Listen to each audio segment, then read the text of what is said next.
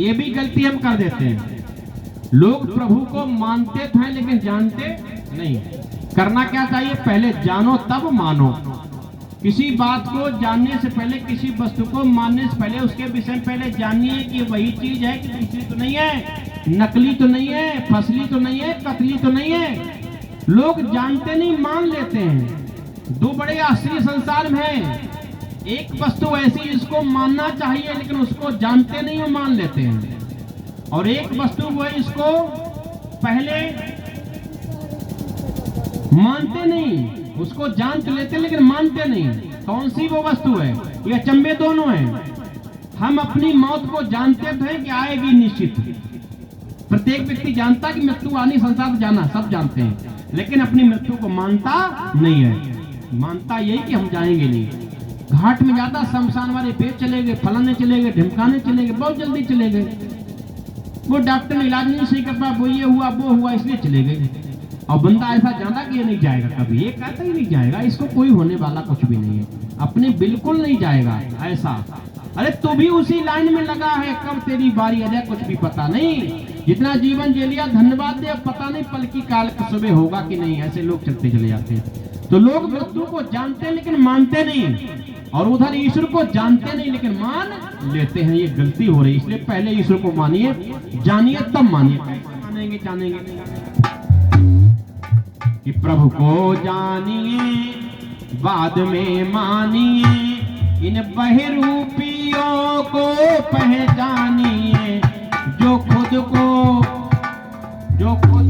भगवान कहते, जो खुद को भगवान कहते, जो जड़ को भगवान कहते, जो जड़ को भगवान कहते। प्रभु को जानिए बाद में मानिए, इन बहरूपियों को पहचानिए, जो खुद को भगवान कहते, जो खुद को भगवान कहते। कोई व्यक्ति खुद को भगवान बता, समझिए ये छली है, कपटी है, दम्भी है, चोर है, बदमाश है, लुटेरा है, लूट रहा है। और कोई व्यक्ति जड़ पदार्थ को भगवान बता, समझिए ये भी दुकानदार है, दुकान चला रहा है। ये भगवान दोनों नहीं हो सकते। ये भगवान के बनाए हुए पदार्थ हैं, ईश्वर नहीं हो सकते।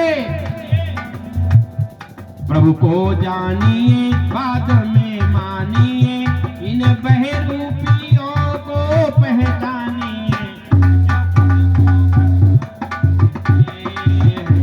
जो खुद को भगवान कहते। ईश्वर क्या है समझ लो। सत्य प्रकृति चित्त जीवात्मा, इसीलिए मैं तीन बात वस्तुएं बताई हैं विशेष, जिनके द्वारा संसार का संचालन हो रहा है। प्रकृति, जीवात्मा और ईश्वर। प्रकृति क्या सत्य है, जीवात्मा क्या सत्य और चेतन है, ईश्वर क्या सत्य चेतन और आनंद स्वरूप है। जीवात्मा के पास आनंद नहीं है, इसलिए दुख को प्राप्त हो रहा है, इसलिए भटक रहा है इधर आनंद के लिए। और आनंद मिलेगा कहाँ? सांसारिक वस्तु में नहीं मिलेगा, आनंद मिलेगा उसी परमात्मा के पास। इसीलिए ईश्वर की मुझे आवश्यकता है आनंद प्राप्त करने के लिए। जब हम भी आनंद को प्राप्त कर जाते हैं उस परमात्मा से मिलकर के, तो हम भी हो जाते हैं सच्चिदानंद। जब सच्चिदानंद हम हो जाते हैं तो हम भी आनंद को भोगते हैं, दुख दूर सारे दूर हो जाते हैं। इसलिए सत्य प्रकृति चित्त जीवात्मा, सच्चिदानंद है वह परमात्मा। सत्य प्रकृति चित्त जीवात्मा, सच्चिदानंद है वह परमात्मा। दिखलाई आंखों से ना दे सके, दिखलाई आंखों से ना दे सके, इसलिए है निराकार परमात्मा, इसलिए है निराकार परमात्मा।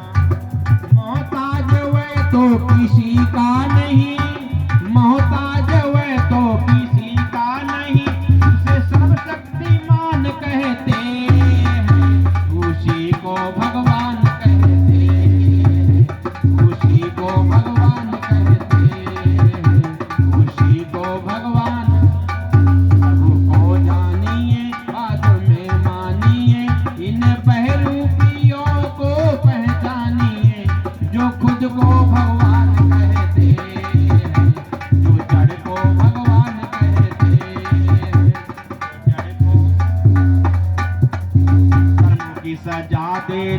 माफी करे, न्यायकारी है इंसाफी करे, कर्मों की सजा दे न माफी करे, न्यायकारी है इंसाफी करे।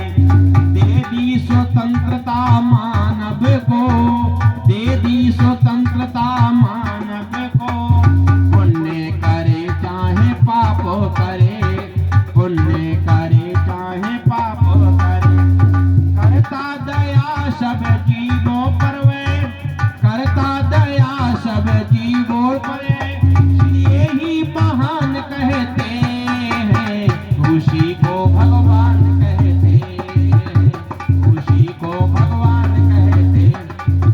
प्रभु को जानिए, बात में मानिए, इन बहरूपियों को पहचानिए, जो खुद को भगवान कहते हैं, जो खुद को भगवान कहते हैं, जो जड़ को भगवान कहे, जड़ को भगवान कहे, खुद को भगवान के बहुरूपिया हैं, इनके साथ